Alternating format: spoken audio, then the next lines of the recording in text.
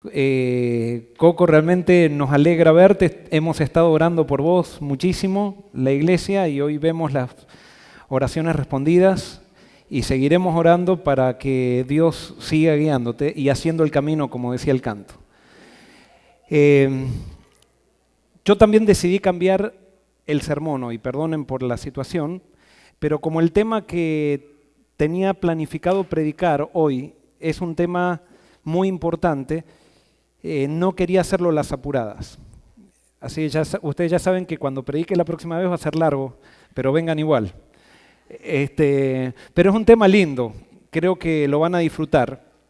Pero entonces, hoy yo voy a comenzar un seminario que voy a continuar dando durante los miércoles. Hoy estábamos en la Escuela Sabática de Jóvenes y estábamos hablando de lo que es santidad. Y estábamos hablando de lo que es santificar. Y generalmente cuando hablamos de santidad o santificar, nosotros lo relacionamos con el hecho de hacer cosas que nos hagan mejores. Y saben, el concepto bíblico de santificar o de santidad es muy diferente al concepto que nosotros tenemos comúnmente que traemos en las iglesias. Porque cuando dice que Dios santificó el sábado, y ustedes estudiaron esto en la escuela sabática, cuando Dios dice que santificó el sábado, tenemos que, para entender lo que es santificar, tenemos que ver por qué Dios creó el sábado y entonces vamos a entender lo que significa santificar. Y entonces cuando nosotros analizamos por qué Dios creó el sábado, vemos que Marcos dice que Dios creó el sábado no por causa del hombre, no creó el hombre por causa del sábado, sino el sábado por causa del hombre. O sea, Dios creó el sábado para relacionarse con el hombre. Dios crea el sábado para darse al hombre. Y fíjense que en el mandamiento y en la Biblia dice que nosotros debemos descansar en el sábado porque Dios descansó. O sea que Él toma la iniciativa del descanso. No es que Dios me pide a mí que descanse para Él, sino que Dios descansa para mí. Y como respuesta, como Él descansa para mí, Él toma la iniciativa, como respuesta, yo descanso para Él. Y por eso, el que no descansa el sábado, se pierde la bendición del descanso de Dios. Porque yo no sé cómo Dios hace el alto el día sábado, pero Él lo hace, y lo hace para mí, lo hace para ti. Y cada 7 días, si bien Él te sigue amando siempre, Él hace un alto para darte mayores bendiciones. O sea que santificar quiere decir, ¿qué quiere decir? ¿Apartar para qué? No es para un uso, es para relación. Dios aparta para relacionarse conmigo. Santidad en la Biblia tiene que ver con relaciones. Cuando yo me relaciono bien con Dios y con la gente, soy santo. Cuando no me relaciono bien con Dios y con la gente, no soy santo. No es simplemente cumplir un mandamiento y soy santo. Si yo cumplo un mandamiento y eso no me lleva a relacionarme mejor con Dios y a no relacionarme mejor con la gente, entonces no soy santo, por más que esté guardando todos los mandamientos. Santidad tiene que ver con relaciones correctas. Pero a nosotros nos enseñaron que santidad, y eso yo lo utilicé, lo estábamos discutiendo en la escuela sabática, yo soy vegan. Y entonces la pregunta es, ¿por qué eres vegan? Ay, no, bueno, porque yo quiero ser sano. ¿Quién está en el centro en esa motivación? ¿Quién está en el centro? Yo. ¿Y la religión? ¿El centro soy yo en la religión? ¿Quién es el centro? Dios. ¿Y quién más? Y el prójimo. Entonces, si a ti ser vegan te lleva a pelearte con los que no son vegan, tú no eres ningún santo. Y no estoy en contra de los que son vegan, de paso. Yo soy vegetariano, pero no vegan. Y estábamos luchando con mi esposa para ser vegans. O sea, no luchando con ella, sino que los dos estábamos en... Ella está un poquito más convencida. Pero resulta que yo fui parte, esto ustedes saben, no sé si lo hablamos, pero fui parte del estudio que hizo Loma Linda durante 10 años sobre los miembros adventistas. Y Loma Linda está haciendo todavía ese estudio. Entonces, ellos tomaron los 3 sectores del adventismo. Los que comen carne, estudiaron, los ovo-lacto-vegetarianos y los vegan. Y después de 10 años, sacaron toda la data y todo eso y llegaron a las siguientes conclusiones que fueron muy interesantes. Los que comen carne y los que son vegan tienen exactamente la misma cantidad de enfermedades. Y los ovo-lacto-vegetarianos son los más sanos. Entonces yo me hice ovo-lacto-vegetariano porque quiero ser más santo. No. Tú si te haces ovo-lacto-vegetariano no es para ser más santo en el sentido quieres ser tú, sino que si te haces ovo-lacto-vegetariano es porque te quieres relacionar mejor con el prójimo y te quieres relacionar mejor con Dios.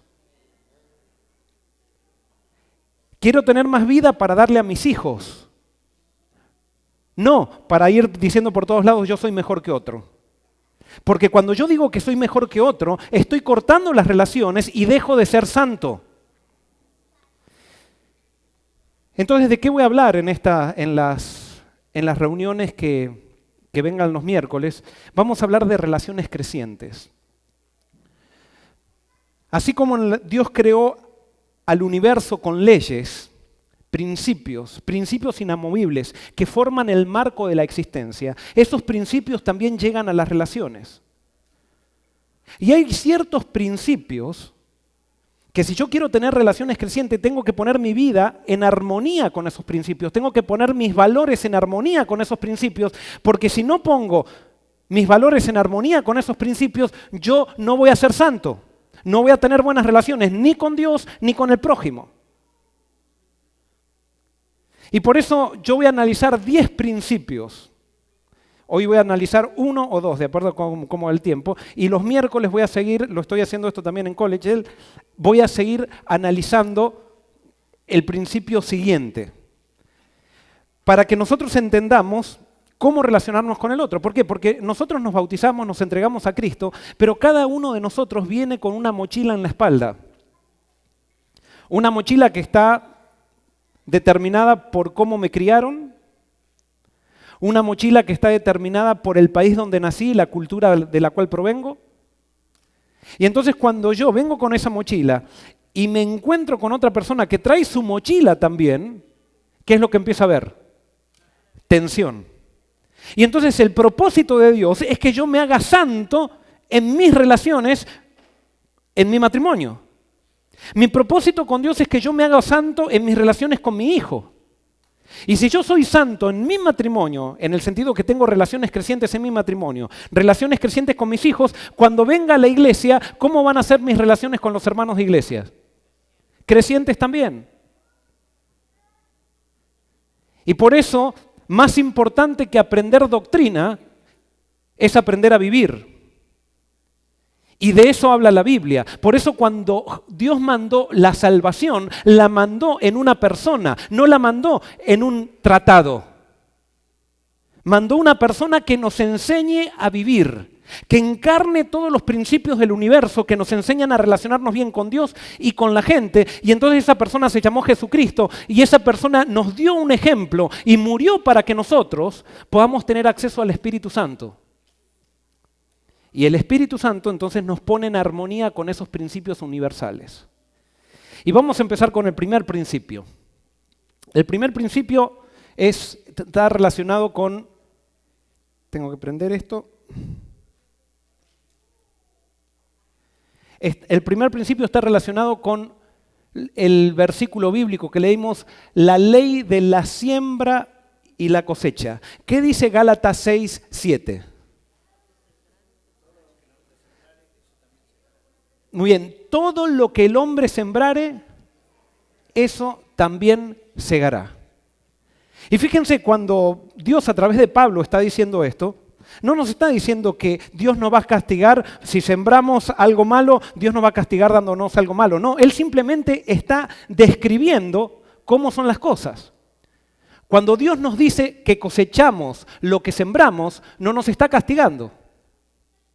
Simplemente está haciendo una descripción. Es como cuando Dios le dice a Adán y Eva, el día que comas de este árbol, morirás. Pero no le dice, el día que comas de este árbol te mataré. Sino que el día que comas de este árbol, con esa acción, tú vas a estar diciendo que no quieres estar más conmigo. Yo soy la fuente de vida. Tú te separas de la fuente de vida y como resultado, ¿cuál es la consecuencia? Mueres. Entonces hay una ley de causa y efecto. Y si yo quiero relacionarme bien con la gente, tengo que entender que esta ley está vigente.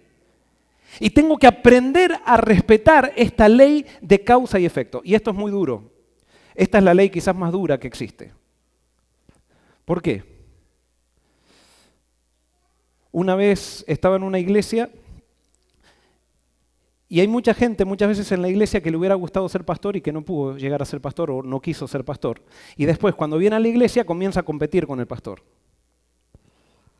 Y me acuerdo una vez que estaba con esta persona que me empezó a decir que yo era un mal pastor y todo eso, y le pregunté, ¿por qué no fuiste pastor? Porque yo me doy cuenta que te hubiera gustado ser un buen pastor, o sea, ser un pastor. Y entonces él frustrado me dijo, es que yo no tuve las mismas oportunidades que tú tuviste. Y yo sé que muchas veces la vida es dura, pero lo que nosotros tenemos en el presente es el resultado de lo que hemos sembrado ¿cuándo? En el pasado. Lo que nosotros tenemos en el presente es el resultado de la fe incluso que tuvimos en el pasado. Y esto es lo malo de esto, ¿por qué? Porque a nosotros nos gusta siempre pensar que los problemas del presente son por culpa de ¿quién? De otra persona. Pero hay una ley de causa y efecto. Si yo siembro higos, voy a cosechar ¿qué? Higos. Y entonces vamos a ver esta ley, algunas cosas. Si yo gasto dinero de más, ¿cuál va a ser la consecuencia? ¿Cuál va a ser el efecto? ¿Cuál va a ser? Deudas y tensión. Y no podemos decir, ay, ¿por qué estoy tan tensionado? No gastes tanto dinero y la tensión se va a ir. Ley de causa y efecto. Otra, procrastinación. Si yo procrastino, ¿qué va a pasar? ¿Qué es procrastinar? Es dejar para mañana lo que puedo hacer hoy, o dejar para el último momento las cosas. Si yo procrastino, ¿cuál va a ser el efecto? El efecto va a ser también tensión, va a ser que mi vida va a estar siempre sobrecargada y siempre voy a tener que estar dándole explicaciones a todo el mundo. Si yo fumo, ¿cuál va a ser el efecto? Va a poder ser cáncer en el pulmón, o algunos no tengan cáncer, pero tendrán las arterias un poquito más duras, no podrán caminar demasiado bien, les costará respirar. Es una ley de causa y efecto. Hacer ejercicio y comer bien, y ser ovo-lacto vegetariano. ¿Cuál es el efecto? Mejor salud. Quizás vivas la misma cantidad de tiempo que alguien que es carnívoro, pero sí, con toda seguridad, si haces ejercicio y si comes bien, tú vas a morir viviendo. Y no digo que el que come carne va a vivir muriéndose, pero sí, hay una ley de causa y efecto. ¿Y saben qué? Dentro y de paso, esto simplemente, ¿cuál es el remedio natural más importante que tenemos después de la confianza en Dios? El remedio más, y esto es mi percepción, acá hay mucha gente de salud, así que después podemos discutir a la salida, pero el remedio más importante es el ejercicio. Porque el ejercicio me lleva a dormir más, me lleva a tomar más agua, me lleva a comer mejor, el ejercicio es el mejor ejercicio. Está demostrado, esto no les puedo decir en qué revista salió y eso, pero eso me lo dijeron de fuente, que está demostrado que y con esto no estoy dando permiso a nadie, sino que simplemente estoy diciendo una realidad. Está demostrado que el que fuma y hace ejercicio es más sano que el que no fuma y no hace ejercicio. Y nosotros decimos, pero yo no fumo porque soy adventista. y no hago ejercicio. Y no vamos ahora a estar controlando quién hace ejercicio o quién no hace ejercicio. Porque la cuestión no es dejar de fumar, la cuestión no es dejar de comer algo, la cuestión es ser más sano. Y entonces tenemos que tomar decisiones que tengan que ver con la vida, no que tengan que ver simplemente con leyes o normas. Y por eso, hacer ejercicio y comer bien va a traer muchos beneficios. Si yo siembro falta de respeto, ¿cuál va a ser el resultado? Falta de respeto. Gente dice, ay, pero a mí nadie me toma en cuenta. Y porque tú eres una persona que le gusta faltarle el respeto. Y como te gusta faltar el respeto, te faltan el respeto. Generalmente las personas que faltan el respeto son las que sienten o no las respetan. Y que están pidiendo, y acá me respetan a mí. Y ellos son los primeros en faltar el respeto, porque hay una causa, hay una ley de causa y efecto, de siembra y de cosecha. Yo doy amor, ¿y cuál va a ser el resultado? Voy a recibir amor. Por supuesto, no es que voy a recibir amor de todos, porque también el que da amor recibe odio. Porque el que no se deja amar se siente muy vulnerado al sentir el amor y entonces ataca cuando se siente amado. Pero sin duda que el que da amor, de alguien va a recibir el verdadero amor también. No poner límites en mi vida. ¿Qué va a pasar con el que no pone límites en su vida? El que no pone límites en su vida va a ser abusado. Más adelante vamos a hablar de esto. Pero yo siempre, la otra vez fui a un seminario donde se hablaba de abuso en el matrimonio. Entonces se hablaba del hombre que le pega a la esposa y que hay que mandarlo a la cárcel, y estoy de acuerdo. Pero entonces nos íbamos todos al seminario diciendo, el que le pega a la esposa es un villano, es un culpable. Pero el problema no es solamente el que le pega, sino que el problema también, ¿quién lo tiene? La persona que se deja pegar. Entonces, si yo lo mando a la cárcel a él,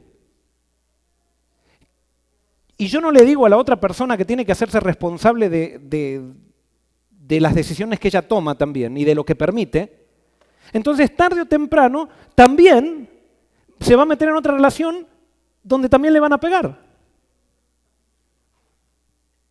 Es una ley de causa y efecto. Y ojo, conozco personas que le han pegado a la esposa o esposas que le han pegado al esposo, y hoy son personas que han descubierto los principios de relaciones en el Señor y que son personas transformadas. Pero cuando tratamos con leyes y no con personas, a veces nosotros pensamos que las leyes son más importantes que las personas. Entonces, como las leyes no pueden ver transformación y las leyes nunca transforman, entonces pensamos que las personas no pueden ser transformadas. Pero para eso es el Evangelio. Para transformarnos todas estas cosas que nos quitan la santidad. La ley de la siembra puede ser interrumpida. La ley de la siembra y la cosecha puede ser interrumpida. ¿Quién interrumpe la ley de la siembra y la cosecha? Las personas que carecen del límite son las que causan la interrupción. Es necesario, fíjense que Dios nunca interrumpe la ley de la siembra y la cosecha. Y por eso dice, Dios no puede ser burlado. Todo lo que el hombre sembrare, Dios lo va a dejar cosechar. Dios, si tú siembras falta de respeto, Dios no va a decir, ay no, yo voy a interrumpir esta ley y voy a hacer que le den amor al que falta el respeto. No, no va a pasar eso. Primero, no es porque Dios no quiera que no pase, sino que Dios deja a las consecuencias de nuestras decisiones, porque eso es lo que nos hace crecer. Una vez estaba en Puerto Rico y estaba dando una semana de oración. Y entonces escucharon el tema, unos padres vienen a la salida y me dicen, pastor, por favor, usted tiene que hablar con nuestro hijo, no sabemos cómo controlarlo. Él continuamente está en problemas, es más, lo tuvimos que sacar de la cárcel, nos quita el carro. Entonces mañana lo vamos a traer, por favor, hable con nuestro hijo. Y muchas veces los padres piensan que los pastores tenemos una varita mágica que le tocamos al hijo así en la cabeza y el hijo va a cambiar de un día para el otro. No, si el hijo es así, ¿qué pasó? Quizás yo sembré algo. No siempre se da eso con los hijos, porque también Dios no sembró nada malo y hubo un Lucifer. En causa de la libertad nosotros podemos decidir mal y podemos decidir en contra de nosotros mismos. Pero ¿qué pasó? Al otro día vinieron con el hijo y el hijo muy bueno.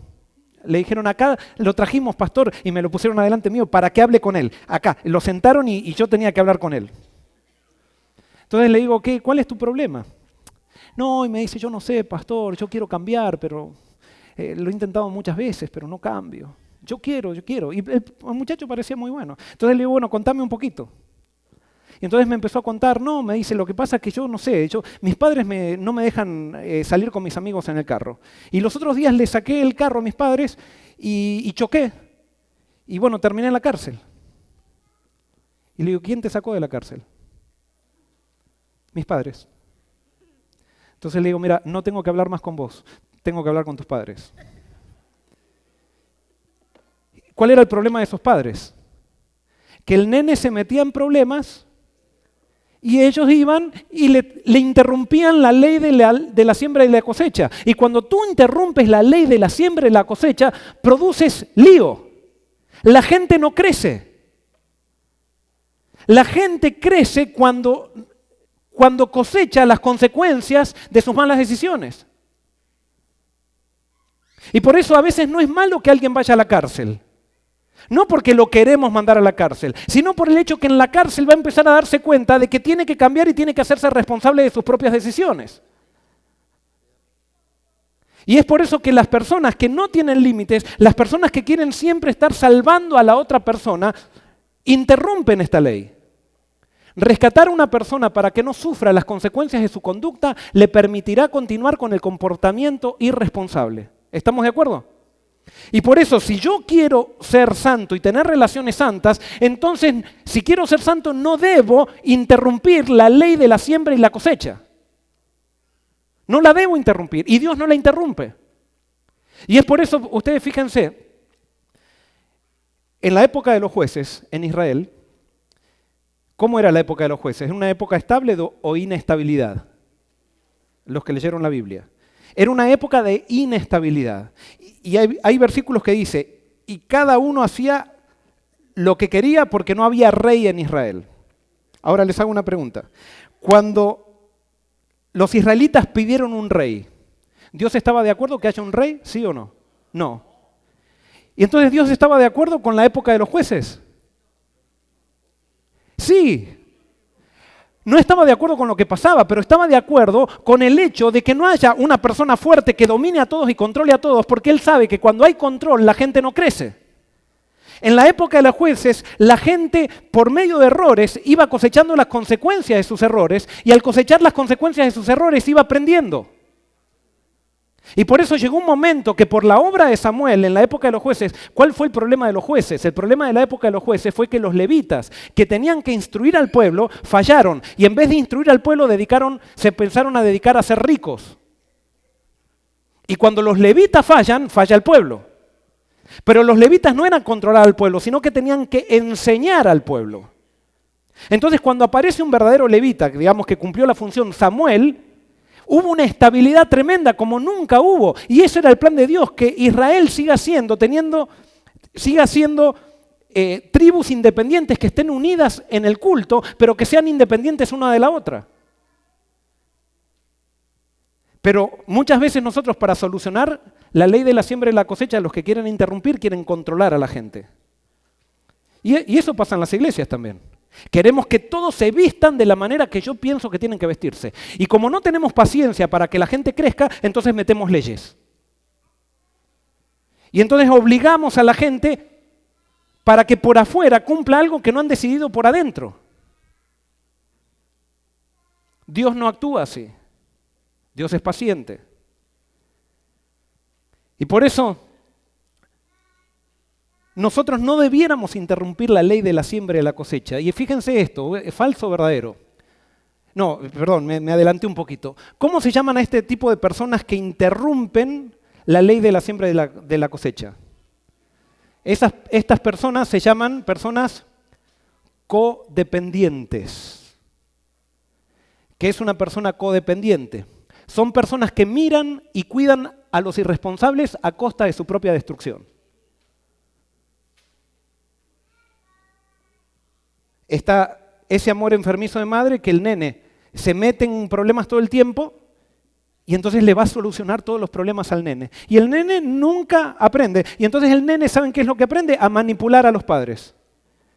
Y entonces empieza a patalear cuando está en una situación que no le gusta, a patalear a los padres diciendo, ¿por qué no me salvan de esto? Y si ustedes no me salvan, son malos. Y entonces los padres, la persona codependiente se llena de culpa. Y entonces motivado por la culpa va y trata de solucionar la situación del irresponsable. Está duro, ¿no? Esto. Hermanos, yo no soy perfecto, quiero decirles. Y esto que estoy diciendo me hace bien a mí predicarlo. Porque yo necesito aprender esto y necesito pedirle a Dios que ponga mi corazón en armonía con estas leyes. Falso o verdadero. Cuando el irresponsable no sufre las consecuencias de su conducta, otra persona lo sufre. ¿Es falso o verdadero? Verdadero. Si yo no dejo que el irresponsable crezca, otra persona tarde o temprano va a tener que absorber las consecuencias de lo que yo le evité al irresponsable. Y es por eso que nosotros necesitamos tomar decisiones en nuestra vida y empezar a darnos cuenta que es que a veces tenemos que hacer menos por la gente. El codependiente muchas veces hace de más por la gente y después se siente frustrado por la vida. Y acá no estamos diciendo entonces que dejemos de servir, que nos metamos en una isla y que ahora todos seamos individualistas y que no me importe la vida de mi prójimo, sino que yo tengo que saber, Dios me tiene que dar la sabiduría hasta dónde tengo que dar y hasta dónde no tengo que dar. Y yo me acuerdo una vez que estaba dando estudios bíblicos, me encontré con una mujer deprimida. Y esa mujer deprimida, casi no tenía, estaba siempre con los pelos así parados, toda cabizbaja. Entonces quería estudiar la Biblia, ella quería estudiar la Biblia, pero me di cuenta que enseñarle de la Biblia primero tenía que descubrir algunas otras cosas. ¿Y cuál era la causa de su depresión? La causa de su depresión era su marido. ¿Cuál era el problema del marido? El problema del marido era que él no le gustaba trabajar. Y entonces siempre andaba con un diario debajo del brazo, como buscando trabajo, pero nunca encontraba el trabajo. Y así estaba hace como 6 o 7 años que estaban de casados. Y él siempre levantándose a las 10 de la mañana. Entonces ella me empezó a hablar mal del esposo, diciendo, este es un irresponsable. Entonces dice, él no quiere trabajar y cada vez que yo le digo que tiene que trabajar, él se ofende y dice, ¿no te das cuenta que estoy buscando y no encuentro? Y entonces él le amenazaba y le decía, yo me voy a morir, y es más, le amenazaba con que se iba a suicidar. Y cuando ella sentía que él se iba a suicidar, ¿qué hacía ella? Se iba con culpa y decía, qué mala que soy, y se iba a buscar trabajo ella, y ella sí encontraba el trabajo, y trabajaba para él y para ella. Entonces un día tuve que enseñarle un principio bíblico, y le digo, mira, la próxima vez que tu marido te diga que se va a suicidar, vos decile qué flores querés que te lleve al velorio. Porque la decisión de suicidarse, ¿de quién es? De él. Pero el codependiente no puede separarse de las otras personas. Entonces piensa que la decisión de suicidarse del otro es culpa de uno. Y estas personas sin límites saben muy bien cómo manipular. Los fariseos eran personas sin límites, eran personas controladoras. ¿Y se acuerdan cuando quisieron lograr la crucifixión de Jesús, cómo lo manipularon a a Pilato? Lo que no entiende la persona codependiente es que cuando tú a un manipulador le accedes a un pedido, el manipulador nunca va a quedar satisfecho. El codependiente dice, si le doy esto, el manipulador va a decir, listo, se va a quedar tranquilo. No. Y pruébalo con tus hijos. Aprende a tus hijos a darle todo lo que piden y vas a ver que nunca se sacian. Siempre quieren más, siempre quieren más, siempre quieren más, porque saben que uno va a aflojar.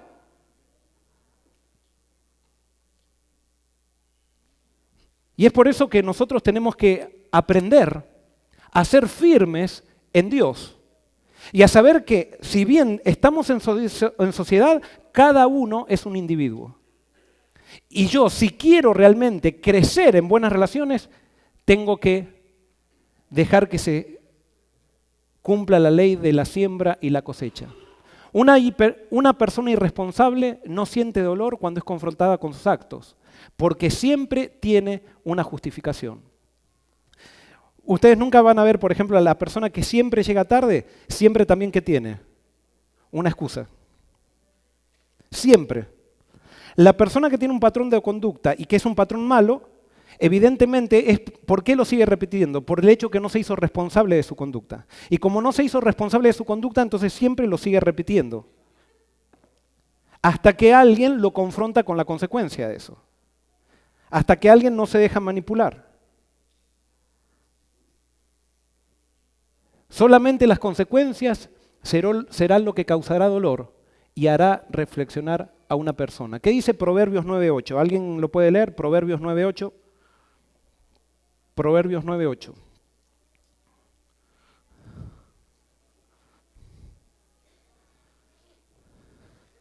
Sí, por favor.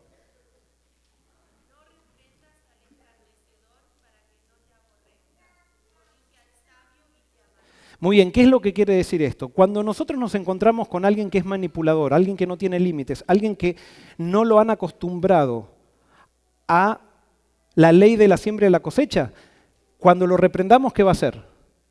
Se va a enojar.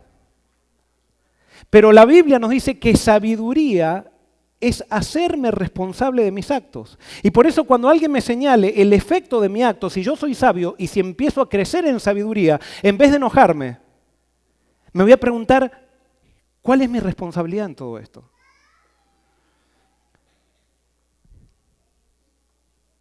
Pasamos a la segunda ley que no la vamos a ver ahora, que es la ley de la responsabilidad que está muy ligada con esto. Pero simplemente quiero decirles algo. Si nosotros vemos a Dios, Dios podría haber perdonado a Adán y Eva, podría haber mandado a Jesucristo a morir por Adán y Eva a los 2 días de que ellos hayan pecado, ¿sí o no? Pero si Él hubiera hecho eso, no hubiera dado lugar para que nosotros cosechemos el resultado de nuestras decisiones y nunca nos hubiéramos dado cuenta nosotros realmente lo que significa separarse de Dios. Yo no lo entiendo porque alguien dice, ¿y tuvo que esperar 6.000 años para que nos demos cuenta? Bueno, nosotros nos morimos de 70 años, 80 años y muchas veces no terminamos de darnos cuenta de todo esto. Y por eso necesitamos una historia que nos muestre cuáles son las leyes de causa y efecto. Dios creó al hombre perfecto, pero el hombre se separa de Dios y cuando se separa de Dios entonces comienza a sufrir. Comienza a experimentar una vida anormal. Pero a pesar de que el hombre experimenta esa vida normal, todavía muchas veces no se convence de que Dios no es el culpable, sino que son nuestras propias decisiones. Y es por eso que Dios nos llama a nosotros a que aprendamos a hacernos responsables. Y por eso de esto va a hablar la segunda ley que voy a predicar el miércoles, que voy a seguir hablando el miércoles. Responsables de nuestra propia vida. Y ahora sí, mira a tu alrededor.